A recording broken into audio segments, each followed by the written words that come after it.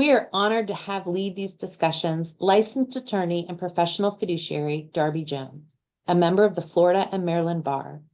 Darby serves on the Executive Council of the Real Property Probate Trust Law section of the Florida Bar and is a registered professional guardian. Darby is also the founder and executive director of the Professional Fiduciary Council of Florida. Planning for our future, we want to keep our financial future safe. Darby, can you help us navigate that? Well, thank you, Chandra, and welcome everybody. Again, we have a lot of really good information for you today, so make sure you've got something to write with and get ready. I'm always very thrilled to do these sessions and to, gosh, it's asking me to confirm my language. I've never seen that before. And as you all know, we're in this aging trajectory together. There's nowhere to avoid it. It happens in every state and every time zone. So we're all new to it, and we all need to keep learning and keep being informed and stay on top of important issues like we are going to talk about today. Don't just one and done. Just keep this on your radar going forward because these things are evolving and changing all the time. And one of the things we look to do here in AARP as well is to keep you guys informed and on top of current new trends that might be dangerous to you. Again, thank you, AARP Florida, for sponsoring the Aging Academy. It's been a thrill. We've had a great following. And as Chandra mentioned, don't forget that if you miss anything or want to watch any prior episodes, you can find them at the website, agingacademy.com or Aging Academy on YouTube. I also want to make sure that you all know that I am not here giving legal advice, and I'm also not here giving financial advice. I am here simply as a professional fiduciary that's been in and around fiduciary work for over 30 years. And I want to share my experiences and help protect and prepare you guys for what many of you are inevitably going to be bumping into so that you don't regret saying, gosh, I wish I knew about this before this happened. So that's why we're here. So it's not intended for any specific legal advice. So welcome to Protecting Your Financial Future. Part of what you're going to walk away from today is you're going to feel far more in control of your own safety and protection, which is what this is all about. You're also going to be very informed about where to go if something were to happen to you. We're going to have a lot of resources, both in the chat and in the follow-up email for you to go to either report or to learn more. And I also want, at the end of the day, for you all to feel safer. I mean, that's what this is all about. The world is a scary place. And for those of us that don't stay on top of technology, it's going to get scarier. So let's all listen today and feel safe. And if you have any questions, of course, you can reach out to any of us for questions or follow-up. So first today, I'm going to talk about three subjects. One is going to be talking about how your current estate planning documents are actually in a great position to protect you while you're alive. They're not just about what happens at your death. Number two, I'm going to talk about getting organized and understanding what you own and how you own it. How are your assets titled at the bank or the investments or your real estate or cars? Things like that is something that we sometimes forget and don't pay attention to. So we'll touch on that a little bit. Then I want to talk about whether it might be time for you to reassess your investment relationship or not. Or what if you don't have an investment relationship, whether you should or not. So we're going to touch on that. And lastly, we have a very special guest with us today, Karen Murillo. She's the advocacy manager for AARP Florida. And she is going to scare us all to death, but also give us great information and examples and tools on what to do and how to recognize some of these scams and exploitation attempts that are going on and apparently are absolutely rampant. So I'll get through my material and then we're going to watch a really interesting video clip from the Commodity Futures Trading Commission, which is, again, going to scare everybody. But and then after that, Karen's going to wrap it up and answer a lot of questions that we will all have. So first, let's talk about how your estate planning documents are important today. And they're not just about when I die, who gets my stuff. And that's what we all tend to think about is, oh, I got to get a will so everybody gets whatever they want at my death. But the truth of the matter is your estate planning is far more important now. From today through the day you die is when those documents are far more important. And many of you who have heard me before will know that the most important document is that power of attorney. And you need to, if you don't already, make sure that you have an estate plan in place and make sure you have a power of attorney naming a trusted contact, not only one, but hopefully a successor as well, so that anything were to happen to you, someone is in place to step in and take over your financial affairs and protect you from possibly something bad that is going on. So don't ever discount the value of that power of attorney. The second tool, estate planning tool that many of you may have is a trust. There are trusts that are important and not everybody needs them. In fact, we just had an episode, our last month's episode was about trusts and whether you need it or don't need it and what's good about them and what's not good about them.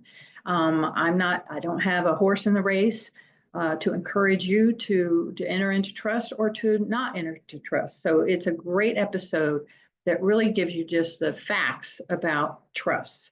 But that is another tool where you could have assets named in a trust and you are your own trustee, but then you have a successor trustee named so that if anything were to happen to you or if anything bad were to come along, you've got someone who can step in and manage the assets that are in that trust.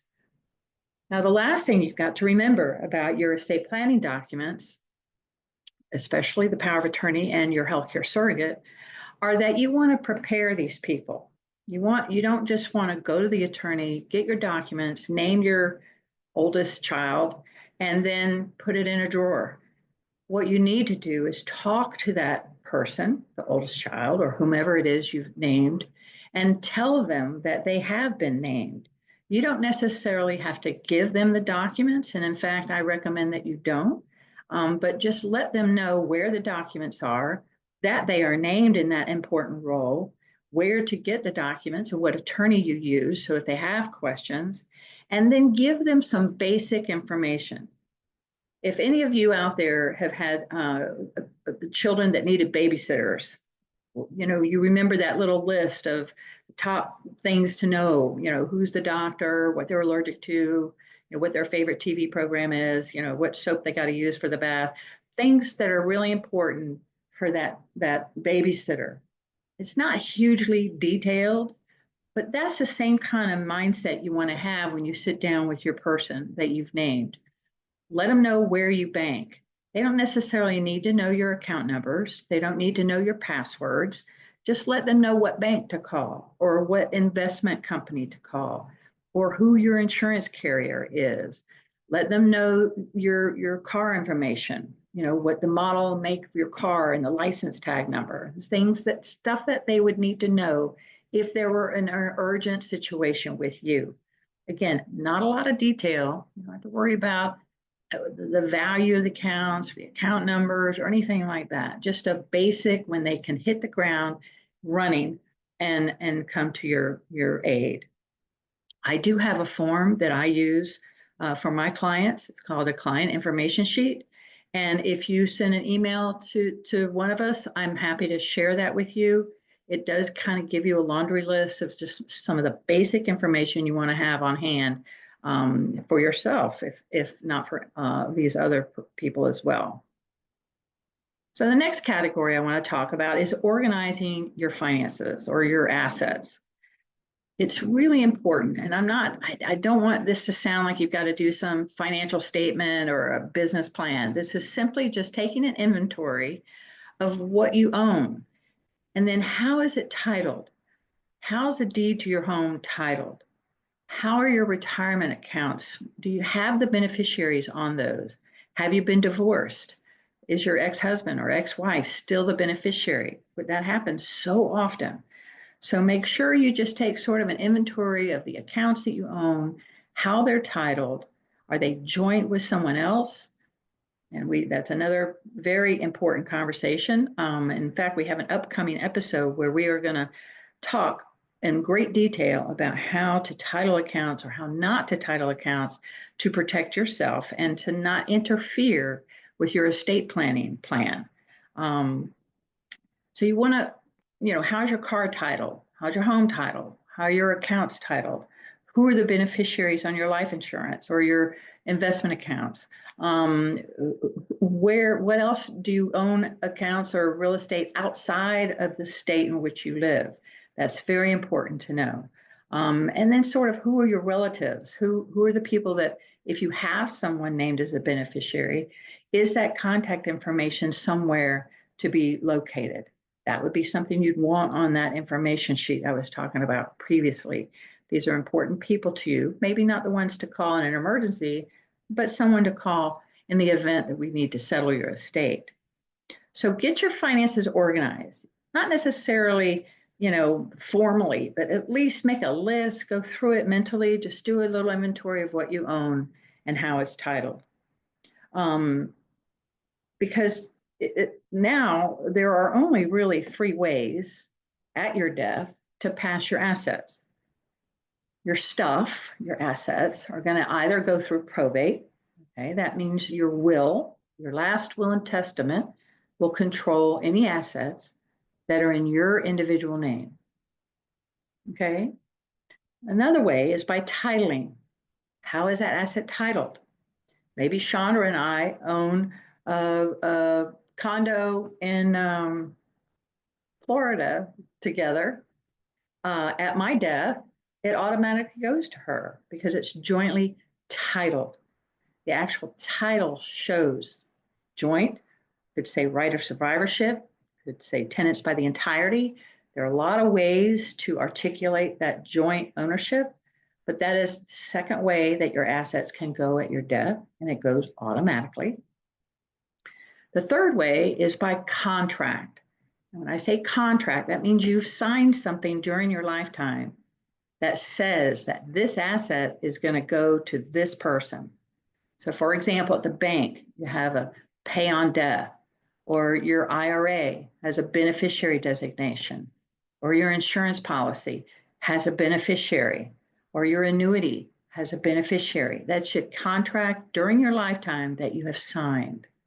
A trust is a contract. Same thing. I have the Darby Jones Revocable Living Trust. I've signed it. In that trust, it says at my death, my assets go to these 3 people.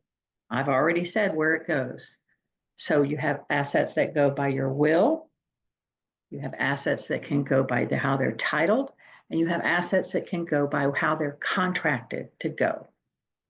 Now, that's a little complicated. I get it. I do have a stick drawing demonstration of that, and it's in an episode called Demystifying Estate Planning. But if you can get those 3 buckets clear in your head, it really shines a light on what estate planning really is all about. Now, lastly, it might be time, we're all, again, in this aging process, to reassess your investment relationship. When we were younger, we just started working, we started thinking about, hey, maybe I should have an IRA, or I had a 401k at my work. And things were kind of put on an autopilot, and maybe you bumped into an investment advisor at that time. But today, it's a different landscape. Today, your needs are different. I'm speaking in very general terms here. Obviously, everybody out there has a different situation. But generally speaking, if you're listening to this presentation, you're probably at a point in your life where you're looking more at a preservation mode and at a distribution mode. You're going to start using your assets. You're not at the accumulation phase of your life. And then on top of that, you're going to be faced with some perhaps questions about how to coordinate your distributions from the most tax advantaged way, how to take your required minimum distributions, when or whether you should have a Roth IRA conversion. Those kind of came to being during our lifetimes. I don't know that a lot of us took advantage of it, and whether we should now. There's going to be Medicare questions. There's going to be Medicaid questions.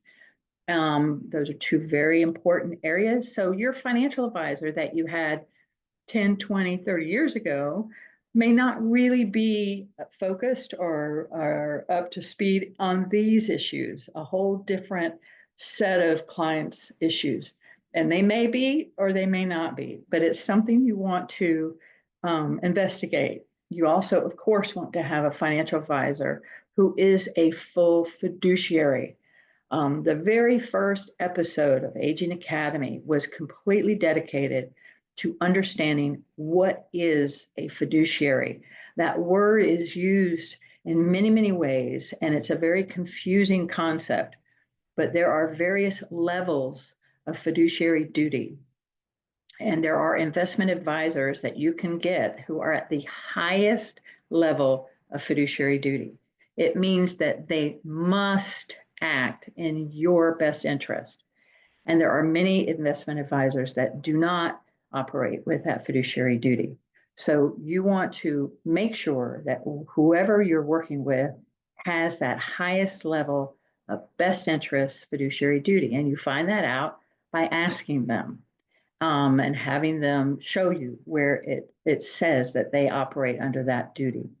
And also there's a resource called Broker Check that's operated by FINRA. So you can, whoever you're dealing with, you can look up their name and see if there's any history that might cause you some concerns or alarm in the past. So just make sure your investments are with someone that's aware of what your life cycle is, what season you're in at the moment, what questions you have going forward, and that you're comfortable and feel safe in that relationship.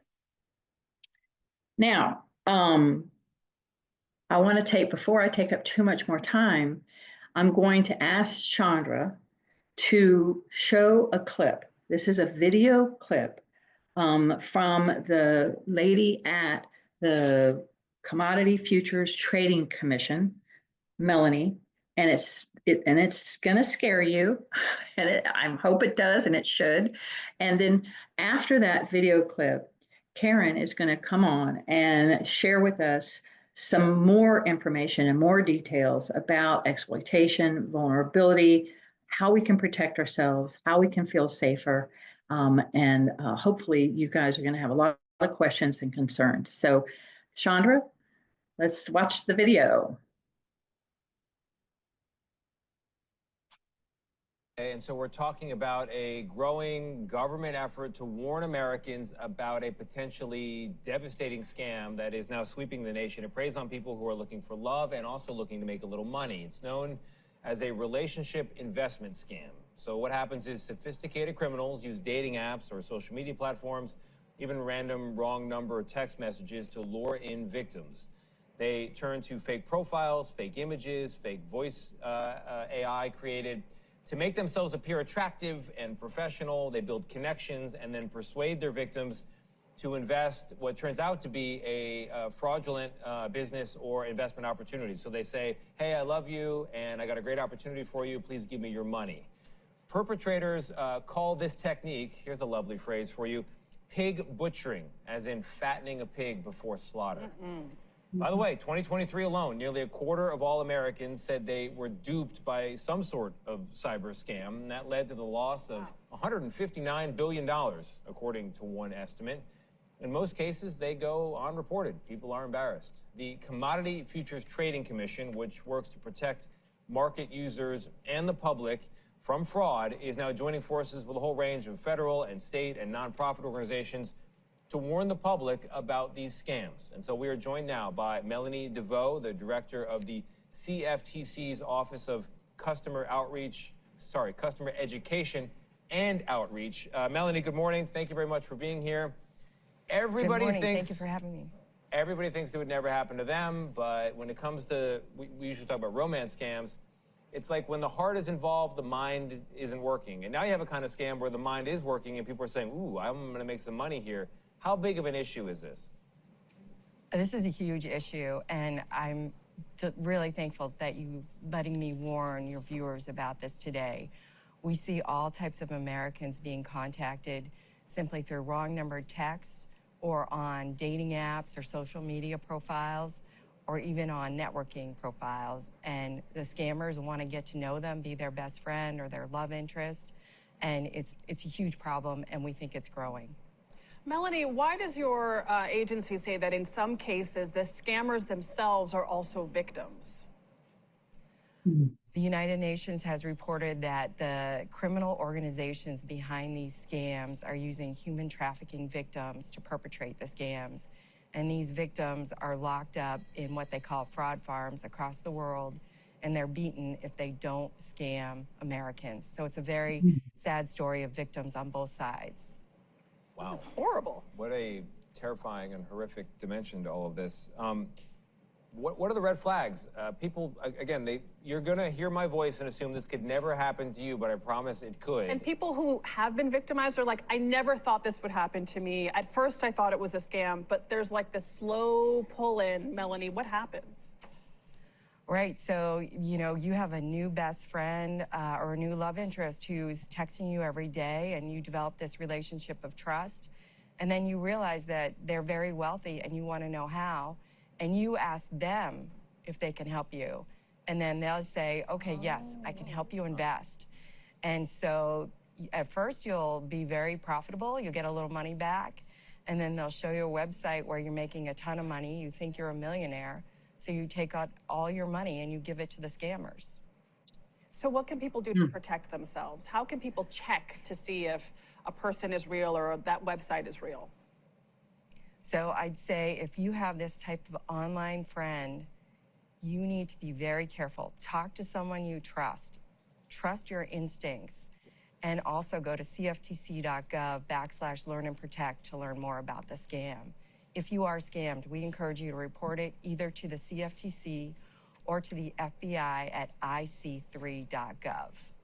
So people are embarrassed if this happens to them. That's why most of these things go unreported. What do you say to that person hearing us right now who is embarrassed and is not reporting it? I'd say go ahead and report it. You could be helping others avoid that same scam. And I'd also say please warn your friends and family about the scam. That if you know that this is out there, you're much less likely to succumb to it. And something that I read on your website, Melanie, is that there's a website you recommend where people can check the age of websites, so you can see if something was newly created or not, which is, I thought, really helpful. Yeah, that's cool. Also, Melanie, quickly before we lose you, what does the Commodities Future Exchange Commission have to do with dating? Why did you guys get into this? You guys normally regulate like futures markets, like the price of wheat in a year. Right, we are a financial regulator, and one of our jobs is to protect Americans from fraud. That's why we're involved. All right. It's fascinating. Cool. I love that. All right, Melanie, thank you so much. To learn more. Okay, folks, I gotta tell a story here. And this stuff is real. In preparation for today's presentation, literally a half an hour after we were on the phone with Melanie talking about, you know, obviously what she does and getting permission to use that clip, literally a half an hour after that, I received a call from two gentlemen posing as sheriffs, and they had all the background noise. It sounded totally legit, telling me that there was a bench warrant out for my arrest because I somehow did not respond to a jury trial that I was supposed to appear for, and that if I didn't come down and pay money right now, that they were going to have a bench warrant out for my arrest. Now, I will tell you that I knew it was a scam because that's the second time that has happened to me. The first time I was really kind of wasn't sure because it sounded so legit. and the phone number showed it was coming from the sheriff's office. So I have learned that they can also manipulate the message that that phone shows up as. And so I was really torn whether this is a legit or not. And he was very, it's very urgent. You've got to do it right now. They're going to come after you. You've got to, go put this money wherever they're telling you to. So here I am in the fiduciary business, and I've been hit with this scam twice. So it can happen to you. And I suspect some of you in our audience have had this happen.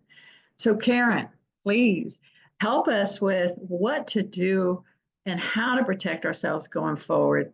And the exploitation, explain what that is and how to recognize it, and talk about some of the tools that we can put in place to help ourselves. Absolutely. And thank you for having me here. Darby, I appreciate you bringing your own personal experience and story into this, because I think that it really does kind of personify, this happens to everyone, and nobody wants to admit that they've been the victim of a scam.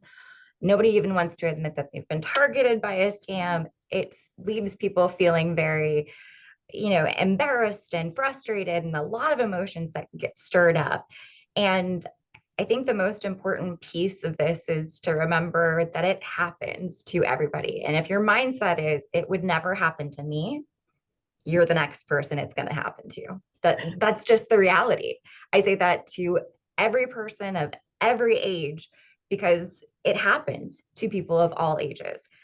Darby, one thing that you mentioned about the phone calls, and this being the second time that you received one of these phone calls, I'll mention for those of our guests here today who aren't aware, once you pick up a phone call from somebody who you don't know, and it could be that it looks like it's coming from, like you said, the police department, or it looks like it's coming from a neighbor or some, the caller ID is showing something different than who it's actually coming from.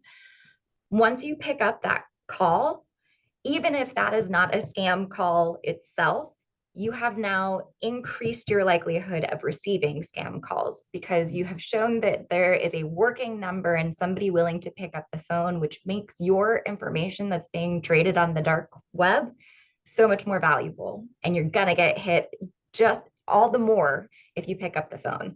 So for those people who are thinking, it would be really fun to just mess with a scammer on the phone, no, it's just making it more likely you're going to get even more phone calls, which can be really frustrating. One thing that I wanted to briefly share, and I'm going a little bit off script on this one, just wanted to share some stats with you all, because we have the information from 2024 in terms of the scope of fraud from 2024, and it's increasing. I mean, I'm sure that you all are hearing this in the news and seeing this, but the Consumer Sentinel Network for the Federal Trade Commission, they saw 6.47 million reports, and at least 2.6 million of those were fraud. And we know that fraud is significantly underreported. So these numbers are going to be underestimates of what is actually happening out there. And something that's really interesting here in the topics that we're talking about today with investment related scams and relationship scams, in 2024 we had over $12 billion lost to fraud. And that's an increase by at least $2 billion from the year before. Of that, $5 billion or more was lost to investment-related scams. So that relationship and pig butchering and the other titles that you're hearing pertaining to this, they kind of get crossover, but investment-related scams are the top way that people are losing money across all age groups. And that's the other thing that I think is worth really mentioning here. When we talk about losing money to fraud, the reality is that younger people reported losing money more often to fraud. But when older adults end up losing money to fraud, they lose more money at a time. So, you know, it's something to keep in mind. It's happening to people of all ages. And that's why I say that even though we're talking about aging and we're talking about how older adults may be targeted, this is happening across all age groups, and scammers will take whoever they can if they think they can get money from them. So I'll stop sharing my screen and kind of step back and talk a little bit more about the types of fraud that you heard about in that video from Melanie. You know, relationship investment scams, also called pig butchering scams. You know, what I love about this clip is that it gives a lot of great detail and it gives you some really good food for thought. What I don't like about when we talk about fraud is that we end up trying to put it into a category, or we try to like classify it. We try to give you, here's how the scam works. And the problem with that is it's always evolving.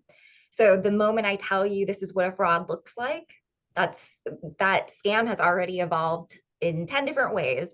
And so the time you see it, it will look completely different.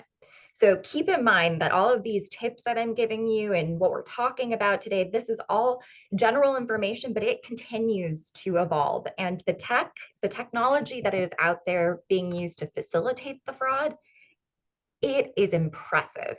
These scammers are making themselves look and sound exactly like somebody you know, whether that's a famous person or a loved one. So there is a level of sophistication going on when it comes to these scams that really makes it believable. Look, if it weren't believable, we wouldn't be seeing the huge dollar losses that we're seeing to these scams. So, you know, the relationship piece that I wanted to touch upon, in terms of these investment scams, don't think of this as just being one kind of relationship or romance. Okay, I know that piece was about romance scams. It was timed around Valentine's Day. Everybody loves to talk romance scams. Relationship-based scams mean any kind of relationship. So whether you're dating online or whether you are just somebody who socializes on Facebook, relationship scams are exactly what they sound like. It's somebody building a rapport with you. It's somebody building a connection with you and then taking advantage of that connection. So relationship scams don't have to look romantic. It can be completely platonic. It can come in all shapes and sizes, but it really often starts by somebody showing interest and really building a connection, and then maybe making an ask, or maybe just dropping hints along the way as to how successful they are so that you'll ask more questions and want to find out how you can also invest and do things to have the lifestyle that they do. You know, when we talk about these investment scams too, I think it's worth noting that we like to talk about the scammers who are operating from afar, and they are definitely hitting Americans of all ages hard. But we also have to consider that sometimes with our investment related scams in particular, sometimes these are people, the perpetrators are people that you know. And that's when we go into the realm of exploitation. So somebody taking advantage of an existing relationship, whether that's somebody who is a professional, like an accountant or an attorney, or somebody who has that professional relationship that you rely upon, or whether it's somebody who is, you know, a trusted person in your community.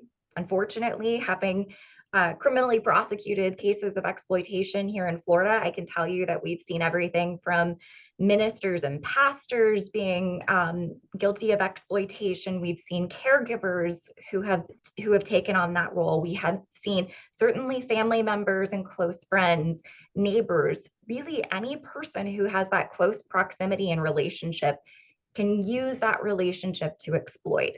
And sometimes that's leading somebody down the path of, here's how you need to invest, or here's what I need you to do with your money. So I don't want you to think of one size fits all when we talk about scams or investment scams or exploitation. I want you to think skeptically about all of it, because the reality is any connection or relationship could be taken advantage of. Well, I'm going to share, yeah, I hate to interrupt you, to share a couple of other examples of what's happened to clients of mine who, you know, obviously, if I'm assisting them, they have some level of frailty or vulnerability. And I have a lady who's probably, I don't know, spent $10,000 to $20,000 on the same scam over and over again. The person's calling, allegedly from the cable company here at Spectrum, saying, oh, you need to add this to your, to get the upgraded box or the upgraded service. And she keeps doing it. And we keep blocking the phone number. We keep, you know, trying it, but they'll, you know, they call from a different number. And in fact, we've got a question here about, is it true? Is it better to block a message, text or email, than to just delete them? So maybe we need to answer that too. And so don't think it's just about romance or investments. These can be, there's people on Zelle saying, oh, there's someone in a branch trying to do a Zelle transaction. We need to have these codes from you to stop this Zelle right away. And then they get your account number. I mean, it comes from all areas. So if something, and it's always urgent. And another one that's very common with some of my clients is the computer. They get a message that their computer is going to blow up, or all the information is going to get stolen if they don't, you know, pay for this particular service right now. So anything that really is someone's forcing you or creating that anxiety that you must do something right away, that's a clue that this, you got to really think and stop and say, wait, this can't be right. This just can't be right. You know, they would not be contacting me this way. You're right. But I'll also say, Darby, the moment we say, oh, okay, anytime somebody is pressuring you and it's urgent, that's when you know it's a scam, right? But in the clip that we saw and the example that Melanie was talking about with some of these relationship investment scams, they don't ask you anything. They don't even put out there, oh, you should invest or I need help. They just show you how they are living large by, you know, investing in cryptocurrency or investing in gold coins or investing in whatever it is that they want you to put your money into. Cryptocurrency is a very popular one right now because of how quickly scammers can liquidate that and take, it's almost impossible for us to operate fast enough to recover those funds, to freeze them. So once they're gone, they're gone. And, you know, the urgency is not always there. So you kind of have to be skeptical and cynical of everyone. And I know that that's not the fun thing to hear, right? I sometimes feel like I sound a little bit like a conspiracy theorist, but you know, I am cautious and skeptical of every form of communication I get, even when it looks like it is 100% legitimate. And you know, going back to your question and the question about blocking emails, messages, text messages, all of these things, deleting them. Okay. So the first thing I would say is the best thing you can do in all of these cases is to report it. And I know that that's a time-consuming step, but for each one of these methods of communication, there are ways to report directly to your phone provider, directly to the email host like Google. There are also ways to report fraud to the FBI, the FTC, like Federal Trade Commission, and there's a whole bunch of ways to report. The reason I say this is because when you report it, it helps us identify what these large scams are. It's not just one person who's getting targeted at a time. It's thousands of people who are getting targeted by the same scam. And when you report it, it allows law enforcement to detect the trend, to identify a common perpetrator and go after those individuals. Now, definitely don't click on any links, don't download anything or take steps that they're instructing you to do based off of the communication. And deleting it is a great idea, especially if it's got a link in there or something that they want you to download, because clicking on that could download ransomware, malware directly to whatever device you're using and cause a lot of problems. But blocking them, I wholly encourage it. It is not a foolproof method. Your information, everybody's information is out there. Our information is valuable, and it's being sold and traded both by legitimate providers and businesses as well as scammers. So the reality is, if they know that you're likely to answer, you're going to get more calls, you're going to get more text messages. But if you block one, they're gonna come from another number, because they're spoofing the number and changing it to make it look like it's coming from somewhere that it's not each time. Again, I'm not saying don't block it. I'm just saying that the reality is it's kind of like whack-a-mole. So the best thing you can do is to be very skeptical of all forms of communication and never click on links, even if it looks like it's coming from somebody that you know, like your bank. And lately I'm getting a lot of the emails that are, here's the invoice you asked for, I'm responding to your inquiry. And I'm like, if I don't, and you can hover over the email address from which it's coming. And very often that's a clue. If you look at that email address, it doesn't look anything like it should if it's a professional email. So I'm seeing more of that, more of these scam emails. And also text. The text is, hey, I'm responding to your inquiry. It's like I have somehow reached out to this person and they're responding, which, so just, yeah, the wrong number texts are a very popular way that these relationship investment scams have been started. Texting somebody, tell Aunt Lucy I'm going to be late for our family dinner tonight. Oh, I'm sorry, this isn't Aunt Lucy. Oh, well, thank you so much for letting me know. You seem like you're so nice.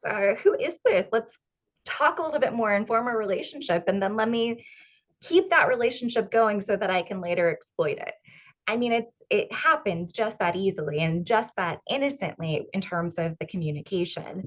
And, Darby, the point that you made about hovering over an email address, again, this is why I say there is no one size fits all, and don't take something as being gospel for like, this is going to prevent all fraud, because you're 100% right. Hovering over the email, looking at that email, okay, is it coming from an actual, in AARP's case, at aarp.org email, or is it coming from actually a Gmail address or something else that somebody could create?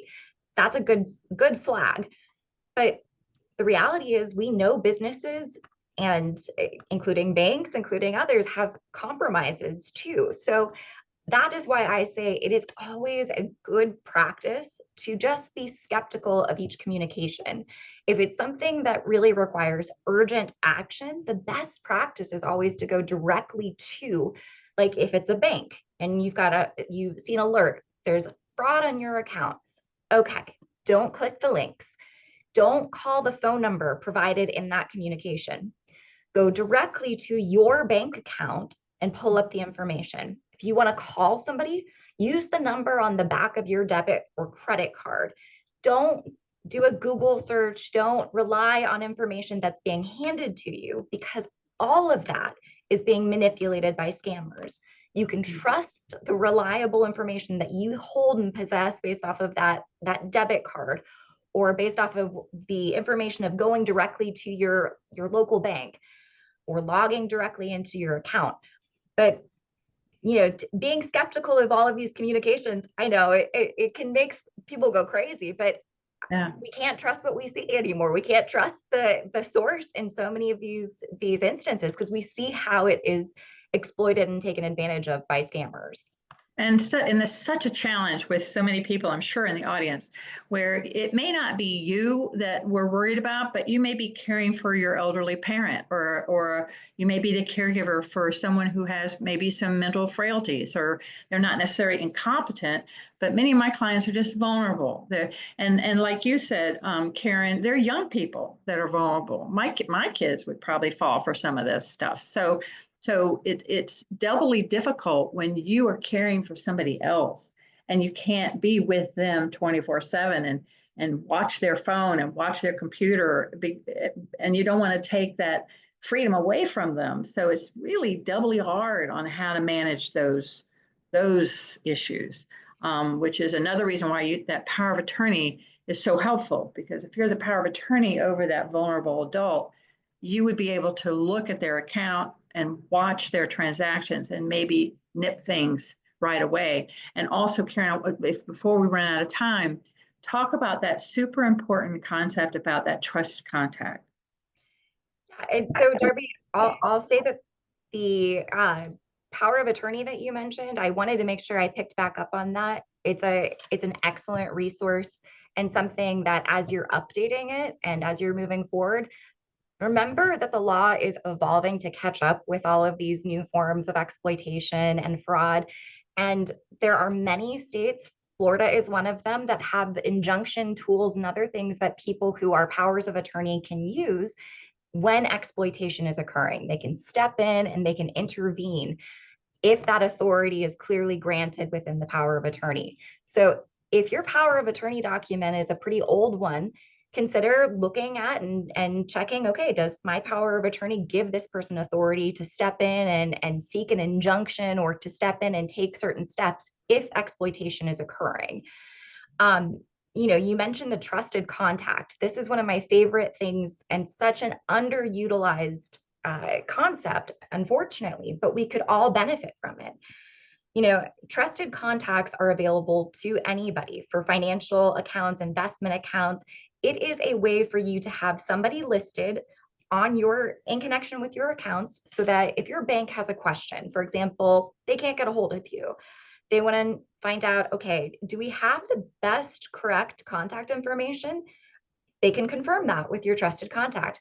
Or your bank is concerned that they haven't been able to get a hold of you and they suspect that there's some sort of health emergency or health situation going on.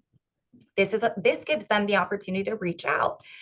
But my favorite piece of this, and why I think everybody could benefit from having a trusted contact added to their account, is they are also that safety net if your bank suspects that exploitation is occurring. So many times with scammers, many times with people who are close to you, there are cover stories and other things that they do to hide the fact that there is a scam or exploitation going on.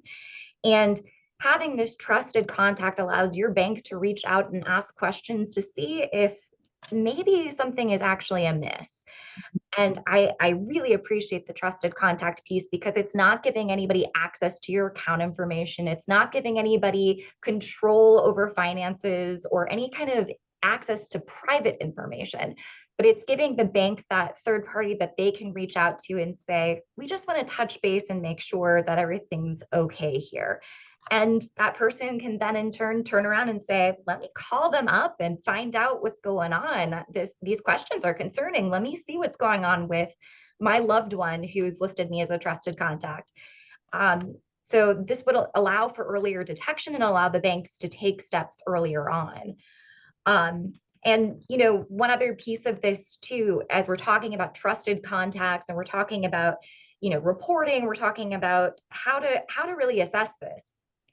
One of the most critical things that you can have in terms of other people and relationships, to protect yourself from fraud, to protect yourself from exploitation, to protect yourself just generally, is to have somebody who you can talk to in a judgment-free zone, but bounce ideas off of, tell them what's going on in your life and get feedback from them, because it is so easy to get kind of tunnel vision if it's a relationship that you've established with a friend on Facebook, and having that person who you trust to comment if something sounds like it's just not quite right, somebody who you can ask questions of and who might say, you know what, I think something seems amiss here, is really important.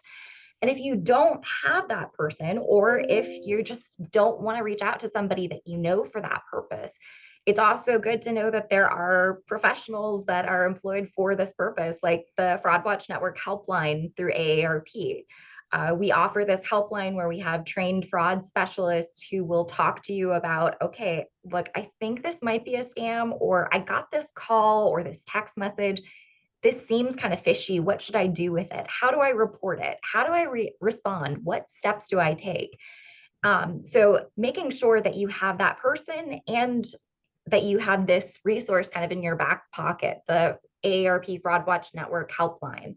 And I'll make sure to include that information in our follow-up. But if you're interested and want to explore it a little bit more, it's aarp.org/fraud helpline, or you can call 877-908-3360.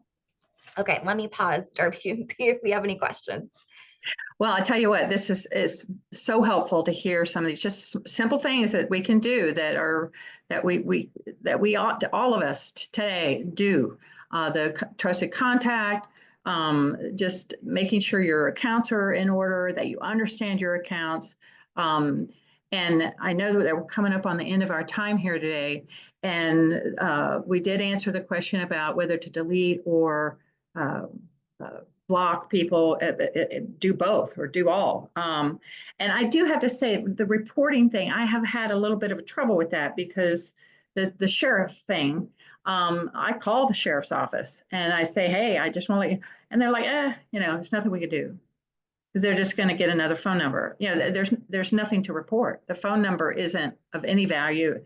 It doesn't, but the good news is for that is they are aware it's happening, so that they may not be able to catch that guy, but they can then maybe do a more public announcement that watch out for this scam is happening right now. So those of you out there that have maybe tried to report things and it doesn't feel like it's going anywhere or there's anything to do, there really is a value to it, I think. There is, Darby. I think that that's a common frustration that many of us feel, and especially if you're reporting each of these scams, you're not going to get a response and follow up on them. I mean, it's because of the volume of what's happening. Right, so right. In terms of kind of managing expectations and knowing where to go with the information, reporting to local law enforcement is always a good idea. But remember that there are also federal resources like the Federal Trade Commission, like the IC3 offered through the FBI, that you can report online. It doesn't take a great deal of time. And when you report that information, you're flagging it for a large agency, not just the whatever police department locally that has limited resources. You're flagging it for the United States government that this scam is happening and this is how it's happening. And the more they see that showing up, the more likely they are to identify the perpetrator and to take that down, whether it's a website, whether it's somebody using a call center. It helps them identify the common perpetrator. So it may not feel like, I'm going to call and they're going to say, well, there's nothing I can do, even if I lost money. But there really is kind of a bigger purpose of reporting, and it does make a difference. Yeah. It also helps us in putting resources and figuring out kind of the scope of what's happening. But reporting these scams, when you see them, reporting all of them is helpful because it helps us track it. Well, listen, Karen, thank you for coming in today and giving us your time and great information. Chandra, I'll let you take us out and make everybody aware that they will be getting all these resources and links that we've mentioned today in the follow-up email. Thank you to everybody. Chandra's got some follow-up for you. Just very quickly, thank you all again. Thank you, Darby. Thank you, Karen. We always learn so much on these programs. As I mentioned earlier, you can watch all of these recordings as well as this one again on agingacademy.com or on YouTube, search Aging Academy. You will receive an email later today with a link to resources and a survey. Please answer the survey. AARP really looks to get your feedback and enjoys seeing all of the positive, responses that all of you have. So please consider joining us next month on the third Thursday, June 19th. Darby, what's going to be our topic next month? I believe we're going to take a deep dive into these titling of accounts and the joint ownership and some of the legal issues and how that might interact or not interact with your estate plan. So lots of good information. So thank you all again. Have a wonderful rest of your weekend. We'll see you soon. See you next month. Bye-bye. thanks, everybody.